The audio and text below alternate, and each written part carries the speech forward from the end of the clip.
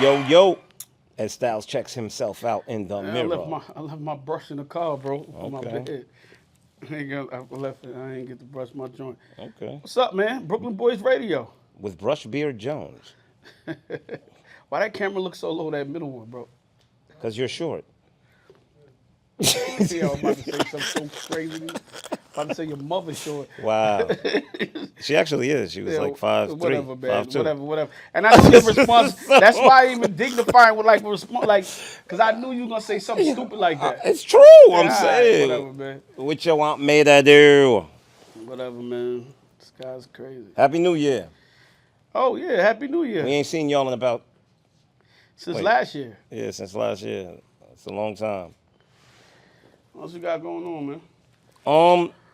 This episode is brought to you by Quick Clean Sneaker Wipes. Photo shoot fresh in a minute or less. Minute or less. There you go.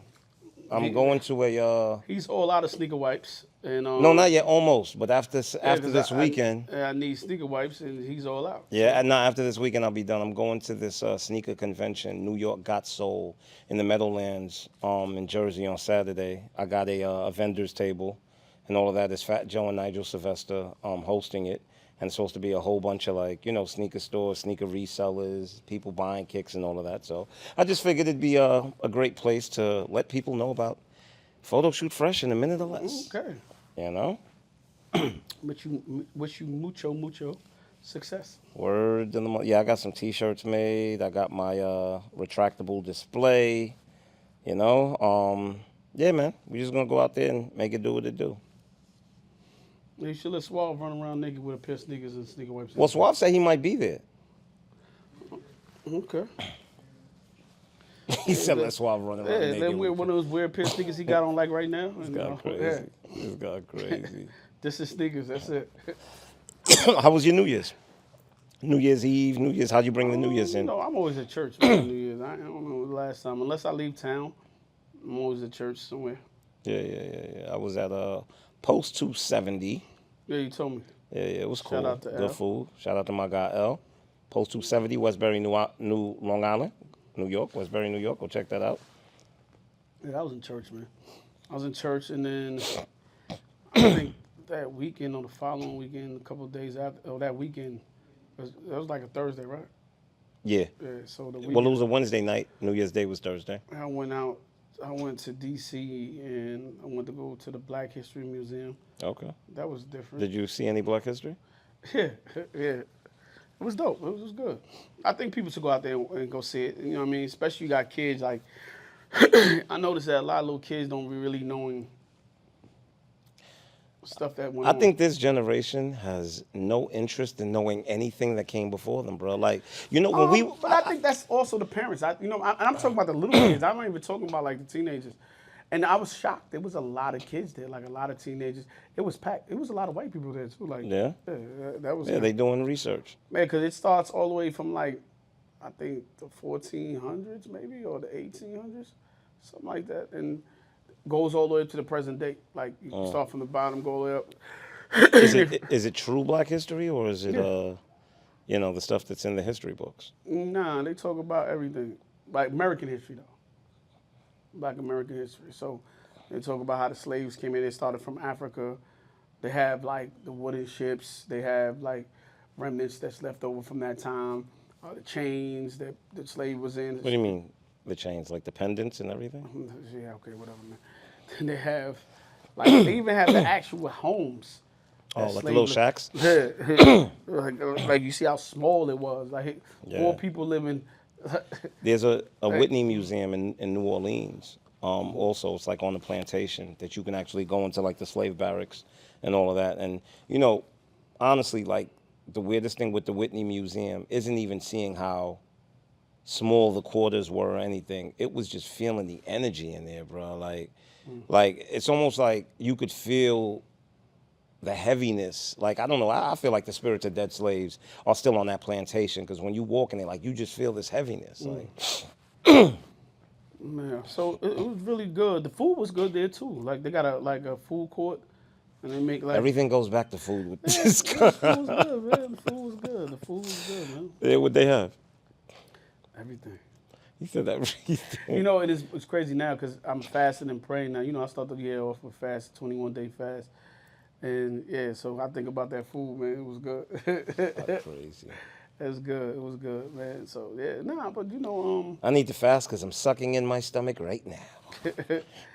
yeah, man. Nah, this fast it started off good. The first 3 days in, and it's been a good fast. Shout out to Love Fellowship, Hezekiah Walker, Pastor Cordelia Wallace, and Chad Henson. We have 6 a.m. and 12 p.m. and 7 p.m. prayer every day. You got to fast for 21 days. You can do a Daniel fast, or you can do 1 meal a day. I'm on a 1 meal a day.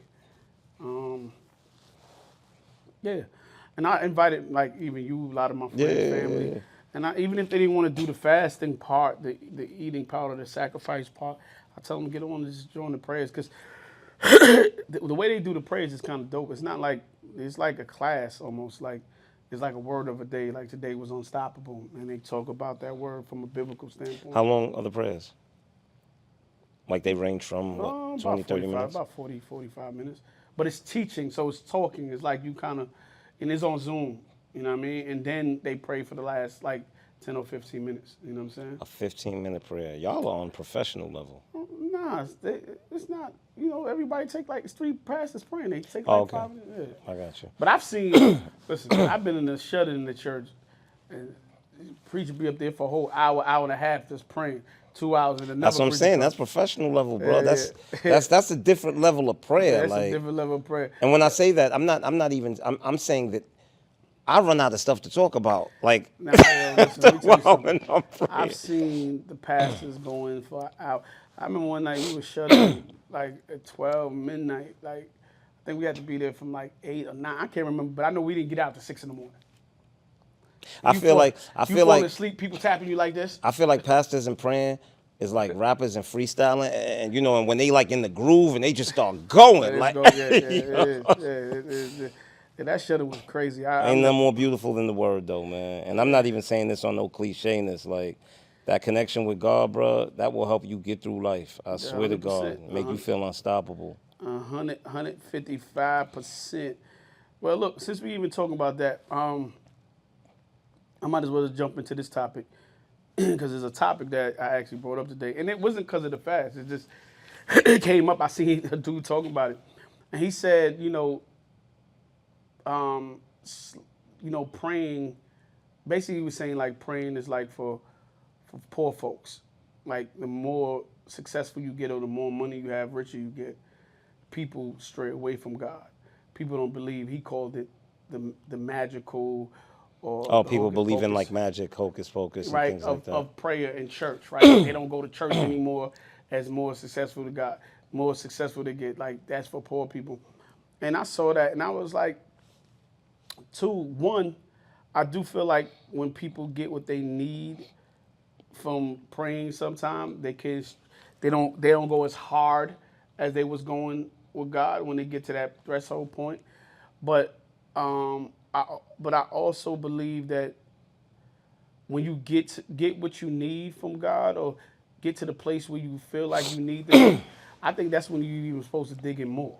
You know what I'm saying? Like, not even digging more, because you got to be, first of all, have gratitude and be grateful that he even brought you out of whatever it is that you was in. You know what I'm saying? If it was your health, it was your finances, if it was, brokenness inside of you, he brought you out of there. So you're supposed to be grateful for the rest of your life for that, right? Like just showing gratitude, because you never want to get back and slip back into that place. So for me, I understood where he's coming from, but I just thought the message was wrong, in a sense. And I think people do that, but they shouldn't. And I think when you experience the goodness of God, that you got to go back and go tell your friends, your sisters, your brothers. Because, for me, we talk about this often on the show, man. I just remember a time where I didn't have no hope, bro. Like, I was hopeless. Like, I didn't know where I was going, what I was doing, and me going to church. I was just going to the church because I had nowhere to go to. I didn't want my daughter to catch me in the crib. And I would go in there and just pray. and I would do pantry. I would clean the church. I would pray till I fall asleep on the altar. Nobody was there, and you know what I mean. And by the end of it, I came out of what I was in that space that I was in, and and it happened to me again later on in life. I got right, and it happened to me later on in life again, and I went back into the same prayer. Not that I stopped praying, but I went back like kind of harder. And what happened is, it's so funny. I learned in that space, if God did it before, He'd do it again. So for me, I always try to stay in that space because mentally, I'm like, yo, God can't do no wrong for me. So I'd rather stay right next to Him and be attached than be unattached. You know what I mean? So if anybody is doing that, you should stay attached because you don't want to have to go back to get reattached. You know what I'm saying? It's like I know it sounds crazy. It's like catching a disease, right? You go catch an STD or some, God forbid, you get rid of it. And now you go back in the same thing and go This back. guy just compared God to an STD. No, I'm not comparing. I'm saying you don't want to go back. Oh, God, here we go back. You don't want to go back to that. You might as well just stay away from it. You know what I'm saying? Or stay attached to the thing that's not giving you that. You know what I'm saying? So that's what I'm saying, man. I think You're crazy, man. I think when it comes to human beings, you have several different types of believers, right? You have the people who are deep rooted in their belief, right? Who they pray, they have their connection with God, and then when things happen for them, they give that glory to God, right? They say that, God made this happen for me or whatever, and because of that, they deepen their connection with God, right? Because they feel like, through deepening my connection, I'm going to get more. The more gratitude I show, the more I'll receive. And then you do have those other people, and I'm not going to say that they don't believe. I think it's a different type of belief. You have those people who don't pray, who really don't have a connection with God on a day-to-day, but as soon as they encounter struggle or an obstacle, that's when they call to God. You know what I mean? And I'm not going to be judgmental or say that one is greater than the other. I just think that people believe differently, because once again, you have those people who only call to God when there's struggle.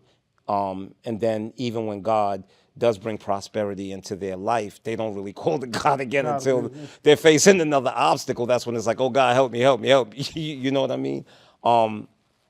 As far as someone disconnecting to God because of success or because they came into a financial windfall and now they're self-sufficient and they're no longer encountering struggle, I think that person deep down inside never really believed, if that's the case. That's the case. Yeah. No, You know what I agree mean? with you. Because I think belief is a foundation that's within you. You know what I mean? And regardless of the fact if you don't practice every single day, I think there are times in your life that you're always going to go back to that because it's in your foundation. But if it's something that you can totally abandon, then I don't think that belief was really in. Yeah, it was. But what about the person who don't believe in God, and then when they facing death, they calling on God or somebody? Oh my God, help me, God! You know what I'm saying? I be thinking that's funny, but I love it when God showed them like, yeah, I'm here and I got you. But even in that case, sometimes I wonder, is that truly belief or is that just habit, right? Because saying something and truly believe, like somebody could say, oh God, right? And it's not necessarily because they believe in God, it's just because that's the But I do think when people in desperate situations, yeah, they always, of course, they will find, you know what I mean, and when God bring them out. They go to prayer. Those are the guys who... Yeah, but you have people that change their life and turn to God because of that too. Of course. I mean, listen, I remember when I was young, I wasn't a praying man, but every time I got like too drunk, like way beyond, I'd be like, God, if you make me sober, I swear to God, I'll never drink again. Bro. No, yo, Suave, that never happened to you? Suave don't drink. Suave don't drink. That's why. Yeah. Suave don't do drugs. Yeah, I don't do drugs either. Yeah, and for me too, I don't think people also leave God. Let me just say this to that guy. I don't know if you're gonna ever watch this, but I don't think people leave God. I think also people may not pull on God as much when they get to where they gotta get to, right? It's like if I needed your help and I'm staying at your house, once I get my own place, I ain't coming to Yeah, stay I'm out. not. Right? I'm You know not what gonna see saying? you as often. I'm not gonna speak to you as Yeah, often. but it's not that me and you disconnected. It's just that I don't need to stay in that place with you like that 24/7. And once success comes, you're handling more things. Like you have less time. Yeah, but you Even though always you got to make keep. time, of course you got Yeah, to you make make time for God. Yeah, you always got to make time. You should be. Listen, I pray every day. I pray 100 times a day. Like, listen, this, like I pray morning, noon, night, afternoon. Even though I ain't the most righteous How come you never person. pray before the show, bro? No. We never prayed before the show. We prayed when the show started. We never prayed before the show though. Well, listen? I said, how come you? Stop putting me in it. Oh, this guy's crazy. This guy's crazy. But nah, but I'm grateful. I think I could be even more grateful for other things, but yeah, I don't even like the fact that he even put that out there like that. But it is what it is. That's somebody else's opinion, and it is what it is. Since we in the church realm, let's talk about this real quick. So Pastor Jamal Bryant, I don't know if you're familiar who that is, or if you've seen him on social media. I've seen it. He been making waves all over social media for the last couple of months or years, and different things he say or different things that's happening around him. Well, Pastor Jamal Bryant, him and his wife, I think they went to like a NAACP event, and they helped raise $4 million for whatever cause that was going on over there. But his wife was the talk of the town. When she walked in, she had on this dress. It was see-through all over. It wasn't see-through. It was flesh No, colored. no, flesh colored. Yeah, It was flesh but it colored. was I'm about to get there, bro. I'm gonna get to it. So it looked like it was see-through looked because see-through, it was like the same tone of her body, and Skin tone. skin tone, and it was Form fitting. and it was very shapely on her, like it fit her, very curvy. And I'm gonna be honest with you. My first thought when I saw it, I was like, "What everybody beefing about?" He's with his wife, and what I mean, that's his wife. But then I thought about it some more, and I heard something, and then I had to rethink it again. So for me, if I'm with my woman, she had that on, and I'm with her, I'm cool. She can't walk out the house by herself like that. I don't care if it was just it can't even give that illusion, because I know what men would look at you and feel like you are, and then you're not with me, not in the safety of me. I have a problem with that. If she with me and then we outside together, I don't think I have an issue. So I would say that. But I will say this. As a pastor, when you put your hand to the plow, you shouldn't. You have a certain standard. Right? There's a standard that has to that should be there. Right? You're a man of the cloth, right? Like so, and your wife is considered the first lady of the church. You're an right? example for others. For others. So when you decide to be that person, that celebrity lifestyle you trying to live, you gotta check that at the door, because it's either you're gonna be the pastor or you're gonna be the celebrity, right? You can't be both. It's not, you can't be double-minded in that kind of way. You can't be dipping in and out. Yeah, you can't, right? Like, so I get it. She's beautiful, she's sexy, but that's something she got to do in a private dinner in your house, or it should be like, maybe you invite close family and friends. You do something with your close family and friends inside your own space.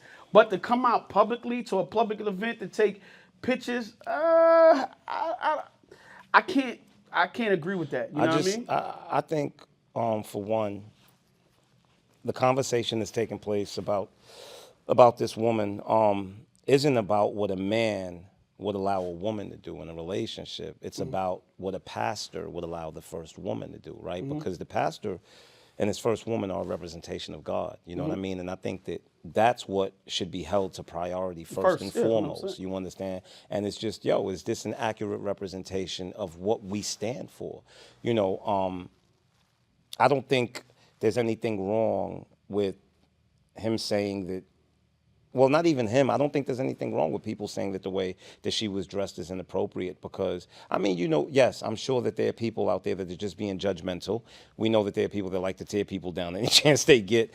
But I do also think that there are the other people who are just people who hold him to so high a standard and hold her to so high a standard that they may be disappointed by that. Like, wow, like, But I want to say this too. I don't mean to cut your wisdom. I even think she played a part in it too. I don't just hold him accountable. Knowing her role, one of them got to say, like, yo, babe, I can't do that. Yeah. Like, Yeah. and she just as accountable or Of course. applicable as him. But because she but got to know, listen, I yeah. can't let the world But you know what? She has, let's want to say this part. She also, as he's her protection, She has to protect him. she has to protect him. She does. And everything he worked for himself and for y'all.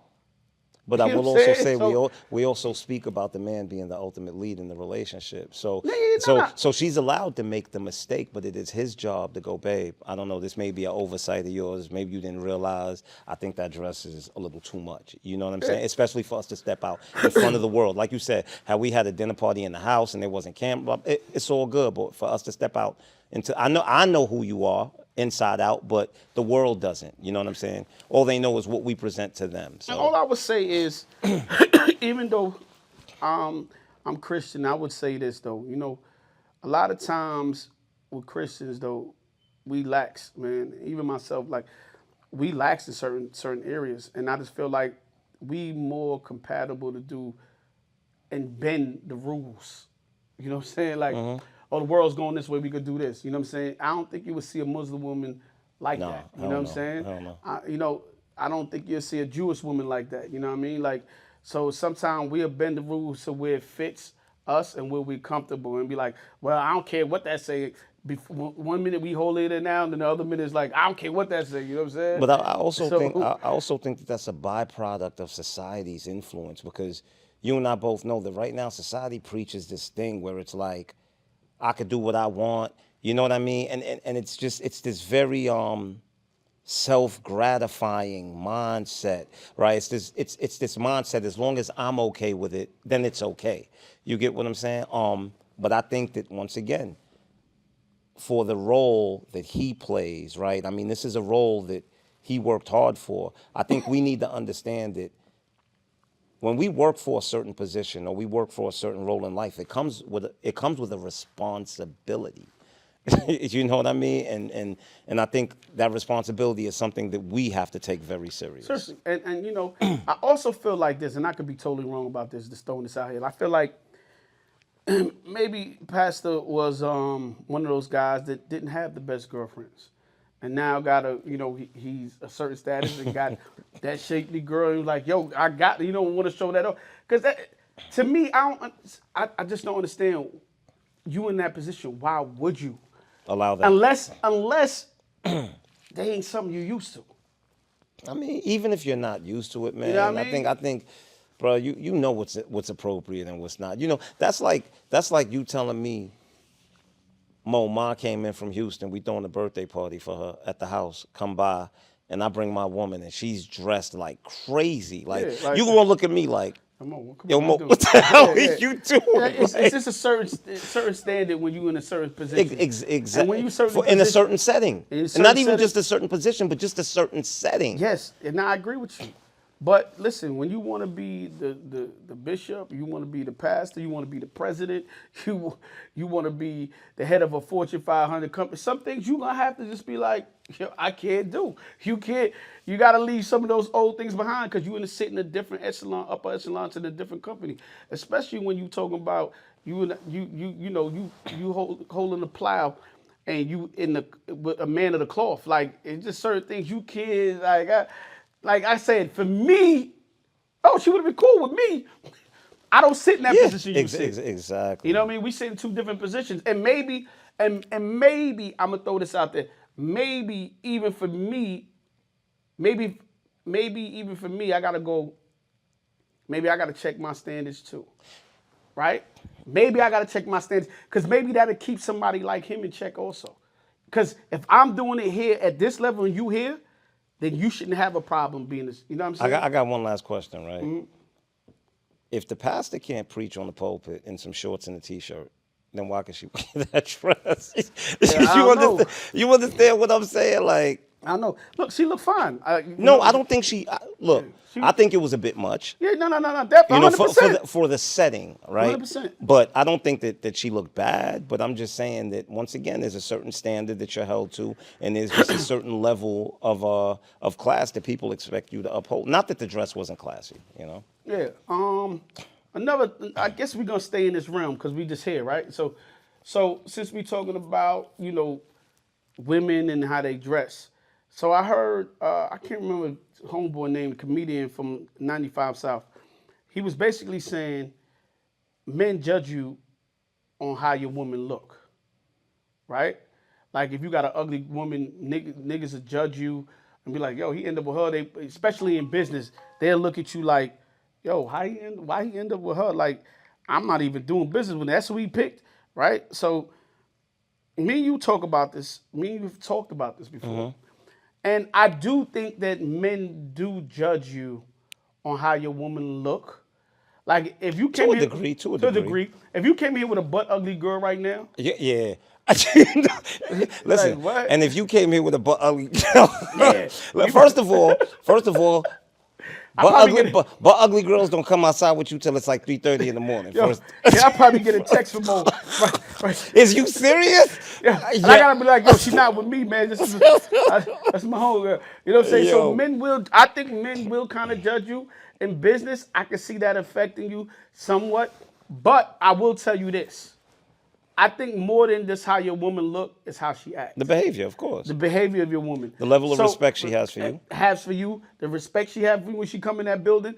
Not only that, so you can have a pretty girl and she loud and obnoxious, people gonna judge you. If she can't As a speak, matter of fact, that's gonna make you look weak because now they're gonna think, well, the only reason he with her is because of what she look like. look like, yep. And if she can't speak proper English or hold a good conversation or don't have manners, oh, you get judged. Of course. They're gonna be like, why you with Shorty? Like, You know, it's so funny you say that because that's something I always say. You know, I always say that the world sees your woman through your eyes, and a lot of times the world sees the man through his woman's eyes, right? Because if you have a woman that constantly disrespects you, you have a woman that out in the open just treats you offhandedly, people are gonna look at you like, I don't care how much money you have, I don't care how much success you have, people are gonna look at you like a low like a lower level man. so let me tell you this. Let's go back to looks. I'm gonna hit a couple points too. If you got a subpar girl like a 5, 6, 4, But she's highly respectful. she respectful, people would look at you and be like, yo, I know why he picked her. Yes. Right? Yes. People will go, Yes. nah, she's dope. Like Yeah. if she had that conversation, she got education, and people go, now I understand. Or I'll give you a crazier one. If she is 5'6" and her body is crazy, and she's not that crazy with the mouth, me be like, yeah, all right, cool. He just like, that's the type of body he like, right? They'll tell you that. And I'll tell you this. If you got a bad chick who talks very intelligent, is respectful, or you got a 5'6" that she got a decent body, but when she come in the room, she just glow because of how she talk and how she move with grace. Other women will want you. Women will look at you and be like, yeah, why he got her? Oh, I'm missing something. Like they'll give you play, and you still have at the same time. So it's very. But they'll give you play just to ruin your relationship. No, they and will. keep it Yeah, keep it moving. But they want to find out like why her? Why she messing with him? What made him get her? So I think it's important not just for business, not just for your personal. I think it's just important on the type of woman you pick. If your woman walking in there, she's smelling like Newports and weed, God, and Black and Miles and Patron. You know what I'm saying? Like, it ain't happening. When y'all coming in with your head twisting and your eyes rolling, and it ain't happening. You don't got no manners, it ain't happening. So I think it's very important overall on the type of woman you decide to be with as a man, because it's a representation of you, and people will treat you a certain way because of that, because of how your woman treats you. And don't let you have the disrespectful woman. Oh my God. Oh, you really get disrespected by everybody. Yeah. Now, she talk you crazy, everybody talking you crazy. Yep. You know what I'm saying? So yeah. And you know, and on the flip side, guys, I want y'all to also remember that at the end of the day, the world sees your woman through your eyes. So you can have the most beautiful woman in the world. If you treat her with no respect, the world's going to believe that she doesn't deserve respect. 100%. And they're going to treat her like the lowest thing on the totem pole.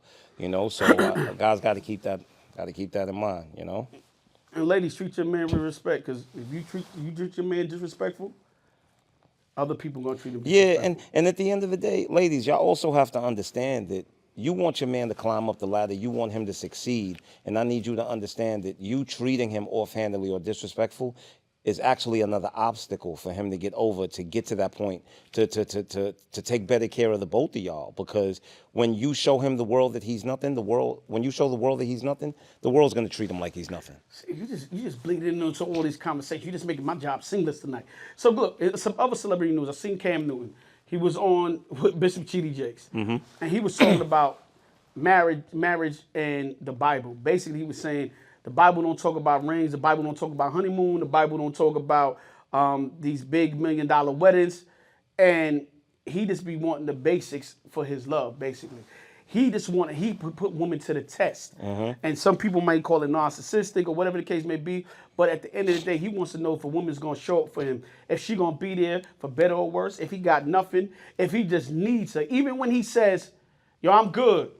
Are you still going to come and still try to be there for him? Because him saying he's good sometimes is just him masking, like, I don't need no help and being a man. But are you still going to go the extra mile and be like, yo, let me help my guy? And figure out how to meet him where he at, where he need to be meted at. And I thought I found it so profound because I'm like, that's men. Like, that's how we kind of move with certain things. And we just be wanting to know if you're going to really honestly have our back. If you really, see, this is the thing. The thing with men is we just want to know if it's real. That's all it is. Yeah, and 100%. it's because, and ladies can't fault us because on the flip side, ladies, when y'all meet a man, y'all want to know if it's real, as in, does he like me for me or is he just trying to get in my pants? And for men, it's, does she like me for me or is she just trying to get in my wallet? You understand? Because that's the thing that each sex has to protect. Women have to protect access to their vagina and men have to protect access to their financials, and I don't think, especially for a man like Cam Newton, right? I don't think that it's narcissistic in any way for him to test a woman because, his reputation and who he is precedes him. The women already have an idea of who he is before they even meet, So I think that, yeah, he should. And I'm not going to say test in a childish way or play childish games, but I don't think that when you're at that level of affluence that you can risk just taking people at face value all the time. No, listen, man, I 100% agree with that. And sometimes you have to understand, you want to know a person, who that person is when you have nothing, or you feel like you have less than nothing, or you or you might have feel at whatever you were trying to get at 5 and 6 times, where they still stand by you because you ain't get that wing yet. And you know what I'm saying? And don't get me wrong. Look, man, ladies, y'all might eat me up for this, but life has taught me, and this is because I'm a realist.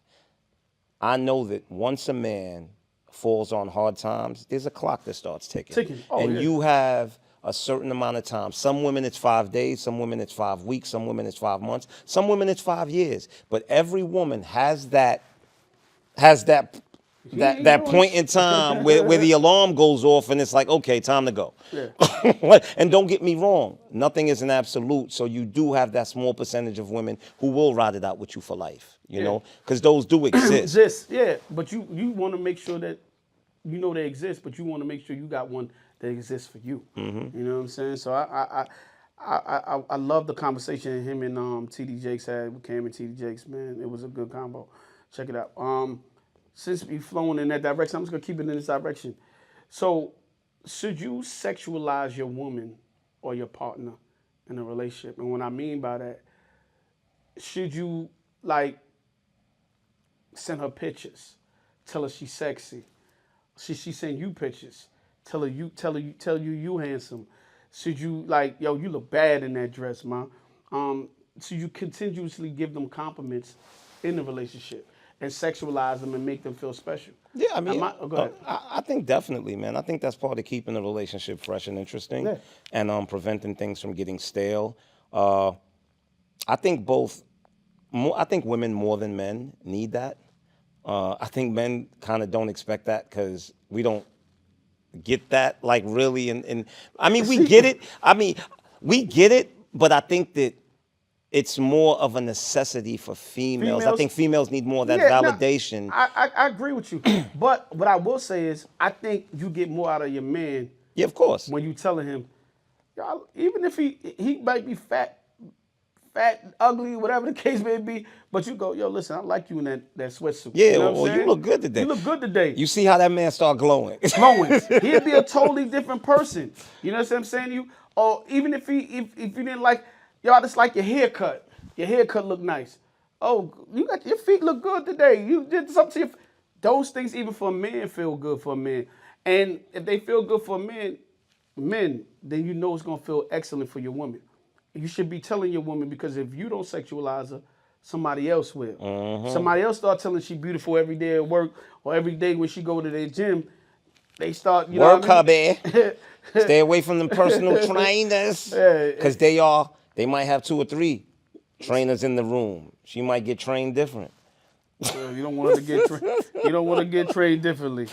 You don't want to get trained differently. Oh my God. And some other celebrity news, since we talking about training, Stephon Diggs, man, it was bugged out, man. Just seen him. He got a felony charge for strangulation and a misdemeanor charge for assault, I think, and allegedly, and he had a fight with his maid, but No, his chef. chef, Yeah, his chef, not maid, chef. Yeah, and I don't know if you saw the pictures of the chef. I did. Yo, She was very chefy. yo, and I don't know if you saw the text messages between her. I don't know, man. He was taking it down. Yo, let's Stephon, man. You a bad boy. Yo, listen, because I don't know. Yo, all I could think That about. situation don't make sense to me at all, bro. Yo, listen. I think about him in the Cardi situation. You know, you left one headache for another headache. Like, And you're in a position that you have to act like it's all good because of the fact of what you left. Like in this, you have to act like the situation is all good. good. And you know, and the chef is a living chef. So when he in between time, it's in meantime, you know what I'm saying? Different type of cooking. Yeah, different type of cooking going on. He getting all the cooking, you know what I'm saying? Yo, listen, Stephon, you a bad. Because the text messages, when you saw the text message, I'm leaving, I'm out your life. Like, what? Who chef gonna tell him that? Like, it's a million one chef. I was just thinking, man, can I get a chef like that? Like, I think you had one. stop playing, yo. This guy, yo, word. That's what you gonna do? Yeah, I'm joking. That's man. what you gonna do? Come on. That's what you gonna do? I'm joking. Yo, that's what you gonna do? I'm joking. That was. I didn't even see that one. I don't know how you ain't see it coming. Yo, that's crazy. Yo. Nah, I don't care about that. That's crazy. Oh man. Crazy. But yeah, I don't know.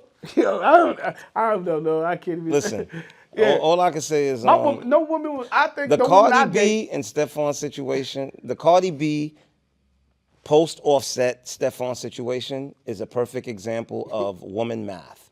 It just doesn't add up. Yeah, don't add up, man. 'Cause when I seen the picture, I was like, But you know what? As a matter of fact, let me just say this. Let me say this, because there was an interesting comment that a young lady left, right, under one of our clips, right? And it was, bruh, this comment was so on point that I screenshotted it because I wanted to read it on the show, right? So she said, once again, and I'm bringing this up in respect to Cardi having a certain expectation for Offset not holding Stephon to the same expectation. She said a standard is supposed to be a non-negotiable value that applies regardless of who's in front of you. When expectations shift based on attraction, status, or emotional attachment, those aren't standards anymore. They're preferences with exceptions.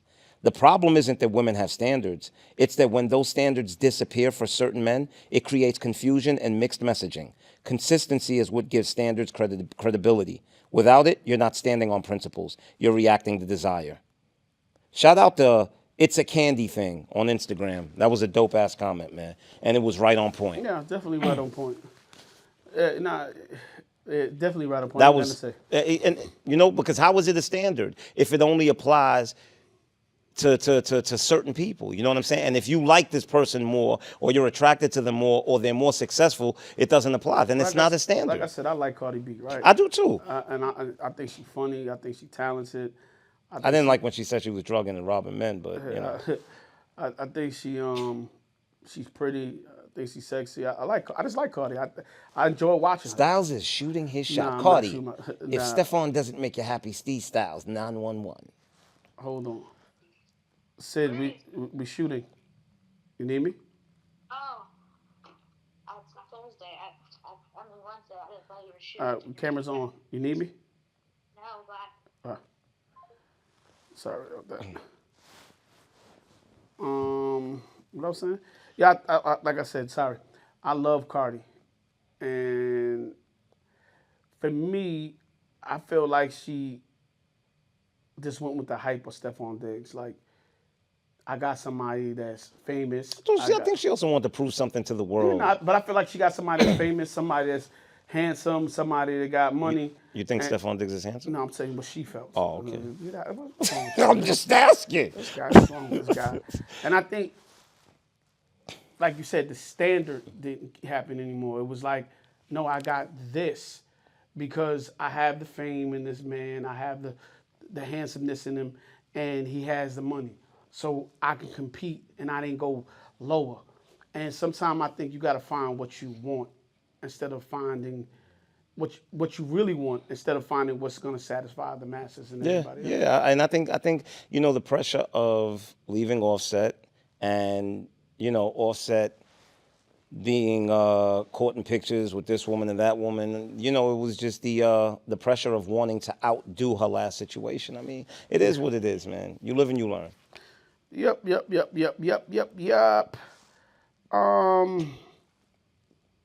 Tamar Braxton says that she's love upgrading her men, even if they don't make as much money as her. Now, she did say before that she had a guy and he had less than her, and she used to treat him like SHIT, and she felt bad from that. But I guess where she at, the space she had now, like she learned her lesson. You live and you learn. And she's basically saying like, yo, listen, I like to, and basically go back to what we just talked about a couple segments ago. She was like, yo, I want my man, whether he makes less than me or he doesn't do as much as me. When he walk in the room, I want to treat him a certain way so people respect him. Of course, because she looks crazy. Yeah, and that's the part people miss, you know. And what I don't understand is it love if you don't want to do for that person? You know, and when I say this, I'm not talking about taking care of somebody. I just know when I love somebody, bro, I want to do for them. And if I have the means to do for them, I don't get it. If you don't want to do for your person, then how is it love? It just doesn't make sense to me, man. You know, listen, I never looked at Tamar Braxton in that way, but when she said the words out of her mouth, I was like, Tamar kind of sexy. Tamar, Styles is shooting his shots. See Styles 911. Yeah, Tamar kind of pretty. But no, because I was in love with the words. Not that I need a woman to upgrade me. I was it's in the love. sentiment. It was the fact that she wasn't afraid to put it out there. She wasn't afraid to go, listen, whether he makes more or less, my job is to upgrade. And it's not just upgraded financially. Upgrading could just meaning that how you respect him, how he's treated. Those things are upgrade a man. A woman said to me over the weekend, she said to me, I don't think it's my job to help a man grow. He should already come. That's crazy. Already come. And I had to say to her, nah, it is your job. Then why y'all in a relationship? I told her it is your job. The reason why it's your job, when he grow, you grow. And your job is to, when you make it easier for him or you put him on this pedestal when the world's telling him he ain't SHIT, then you know what happens? He start to become more empowered and go harder. Not just for you, but he'll go harder for you and your family. Let me say something, man. I think that the disconnect is that when women think about helping a man grow, they're looking at it from the aspect of work, right? Putting in time, putting in energy. And I think that what they don't realize is helping a man grow is something as simple as when you see him doing something that's constantly not working, tapping him on the shoulder and saying, babe, I think you should try it this way. Or giving him inspiration, giving him motivation to do things differently or to keep going.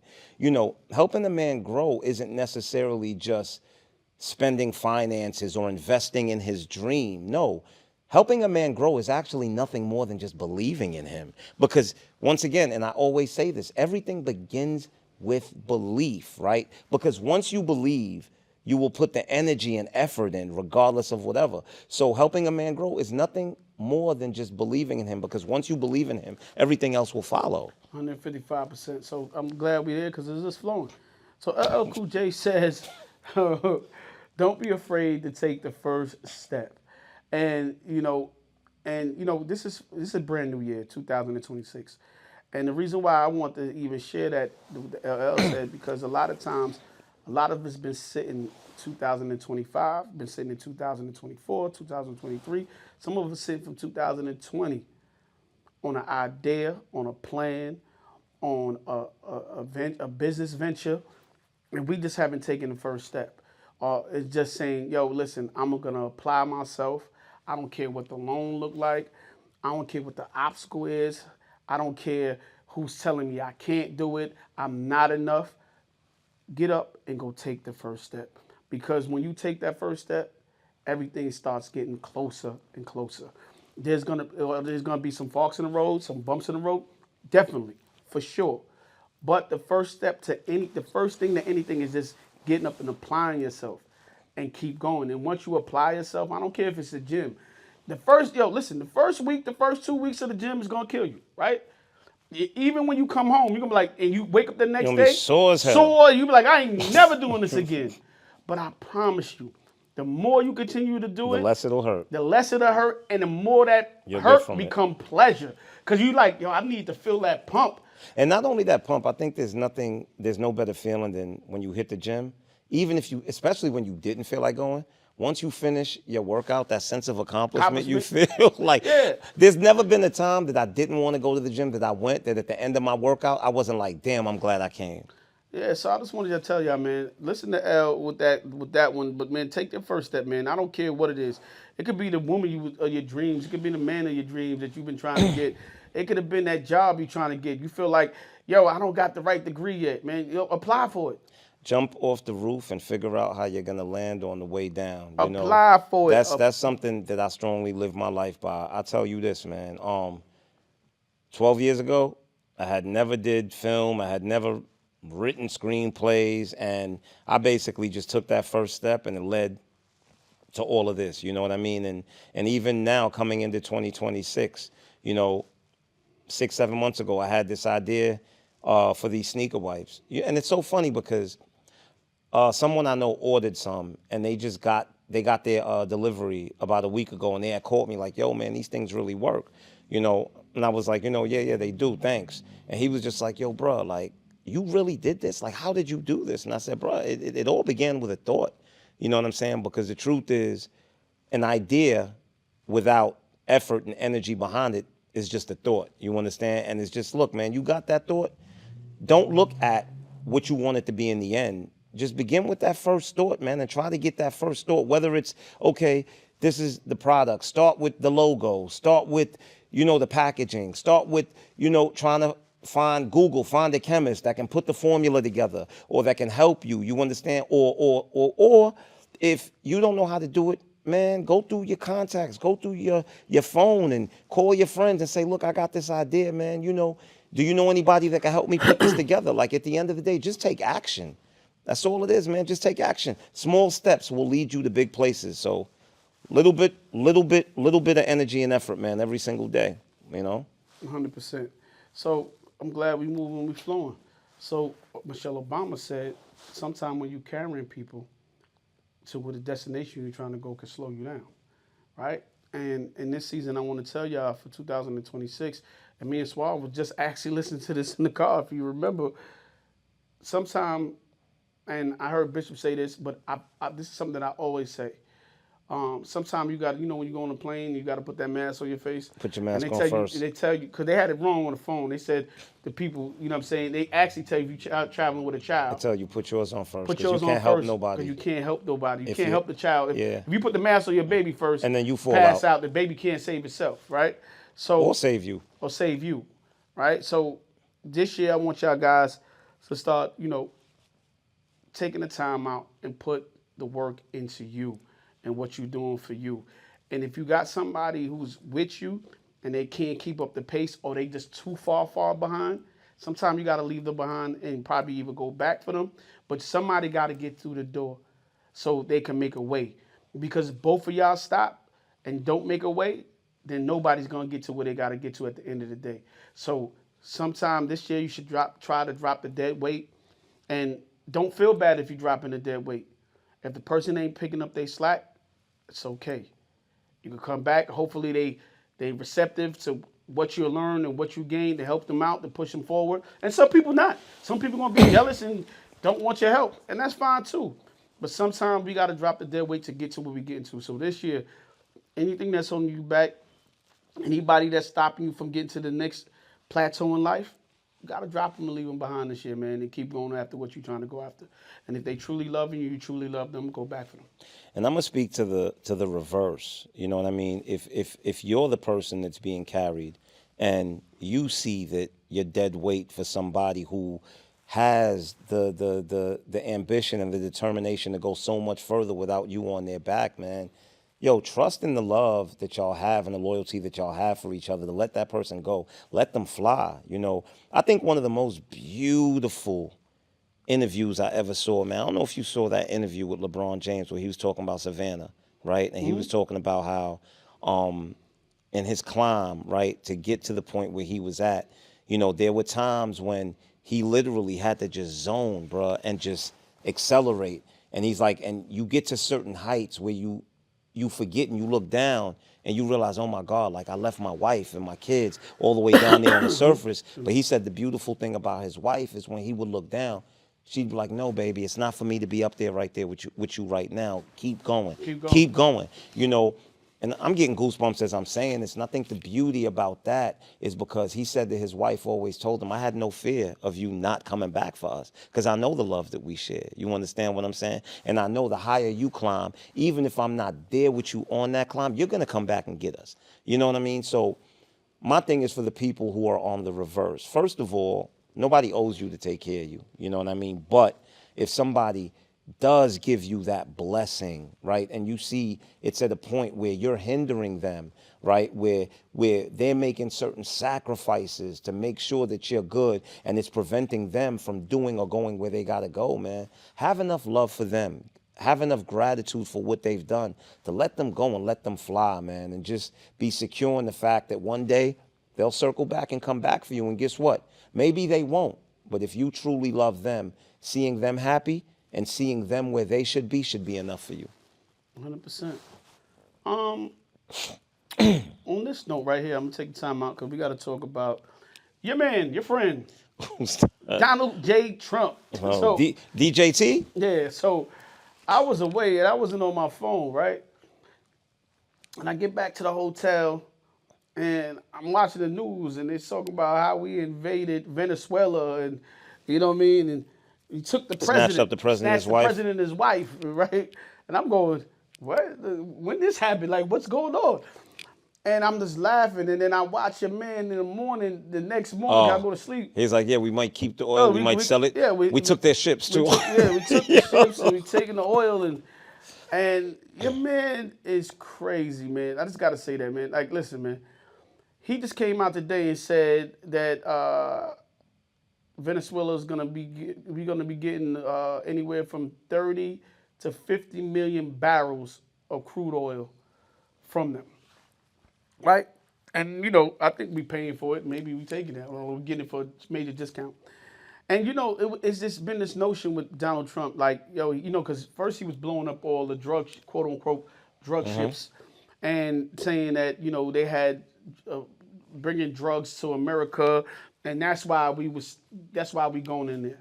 But a person's plan when the conversation stopped being about drugs, and start being about oil, and start being about, oh, we're gonna put the biggest, best oil companies in there to take to take over the economy in there, and we're gonna go in there and we're gonna run Venezuela so it can run itself. Like how many times American people gonna keep falling for the banana in the tailpipe? You know, one time we was told there was weapons of mass destruction. They didn't find nothing, and they left Iraq in shambles. You know what I'm saying? Took all the oil and left it in shambles. And here we go again. Right? We putting everything on the line. If Venezuela didn't have oil, if they didn't have natural resources, we wouldn't even be there. They could have killed each other and everything. But I just want to say this part. But I challenge y'all. I want to see this though. If y'all believe Donald Trump, and I'm not even hating on Donald Trump, it's just crazy to me. If y'all believe him, this is what I want to see. I want to see how much drug crimes go down this year. I want to see how much less drug dealers less drug dealers there is. I want to see how much less overdose there is since he stopped the drugs from coming in here. I want to see if the number's gonna drop significantly, or he just pulled the wool over your eye. And yo, we gotta stop falling for the banana in the tailpipe, man. It's just sad. You know what I mean? Like we keep falling for the same trick. I mean, listen, man. They said the people in Venezuela were celebrating. Yeah. I know that as of what is being said, that it was sort of a chess move because there was a lot going on that was threatening, the U.S. dollar being the petrodollar. Petrodollar, because, China bought the rights to Venezuela's oil for almost $1 billion. And once China would have had control of that, but also what a lot of people don't know as well, there was something that was going on with Russia because, Russia does have oil fields or whatever, but there's an embargo where, they can't really use the Russian oil. Because we're trying to take Ukraine and Russia. Exactly. We couldn't get it, so now we got to go to Venezuela. Yeah. So what was happening is because Venezuela has oil, but I think it's some sort of crude oil that takes more to refine, right? That's why it wasn't being used. But there was some secret backdoor deal between them and Putin where they were going to pay for refineries, but what Russia was going to do was pretty much filter. It was sort of like oil laundering, like money laundering. They were going to use the Russian oil, but sell it like as if it was the Venezuelan oil. And they said that the reason he did that was just to block that chess move, and it was to secure America's positioning because that would have, once the petrodollar would have changed, that would have been really bad for America. I mean, I don't know. This is what I'm hearing. You understand what I'm saying? Could be true. Knowing the history of this government and how it works, it's probably not. I don't know. You know what I mean? But we're so low on the surface that the only thing that we can do when these people make decisions is let time pass to see what's true and what's not. When the dust settles, yeah. When the dust settles, And it's sad because, listen, if we, God forbid, go to a world war over this nonsense, it's like, yo, half of the American people don't even agree with this nonsense.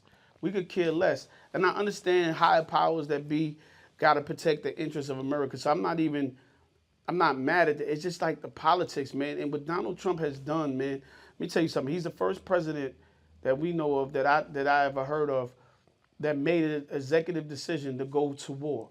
He didn't get any votes from Congress, nothing. He just decided. And that's dictatorship. He has all the signs building towards dictator. And what he did was amazing. Like, listen, I don't fault the dude because America allowed it, right? What he did was he fired all the FBI, he fired all the CIA. He put his people in. He fired all the judges and put his people in. They loyal to him. But the people that he fired is the ones with the guns. So when Congress is like, yo, and the Republicans and the Democrats or whoever going, yo, don't do that. They can't do nothing because the guns is pointing at them. We got all the people with the guns in charge.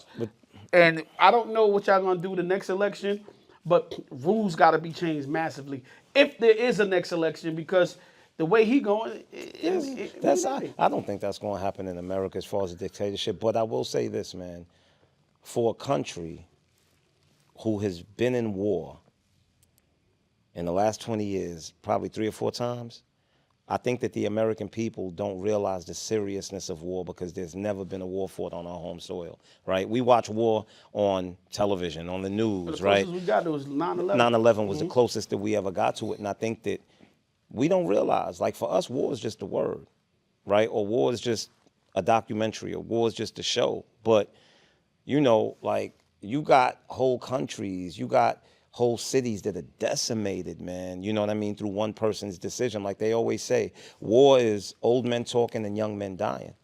You know, and I think that America has never really felt the pain of war. You know, once again, for a country that's gone to war so many times in the last 2 decades, man, I don't think our people really know and understand what war is.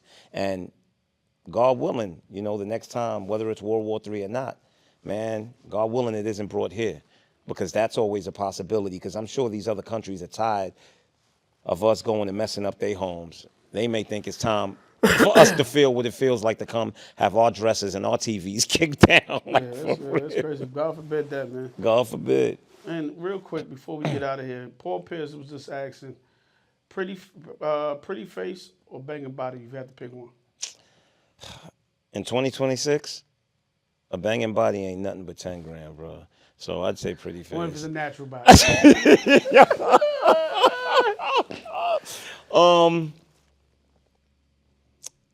Now, when you say pretty face or you say or banging body, how ugly are we talking? I don't know. How ugly are we talking? I don't know, man. Are we talking like a gremlin? Like, I gotta have. For me, it's half and half, bro. Because you can have a pretty face and like you just can't have. I don't like skinny body. now.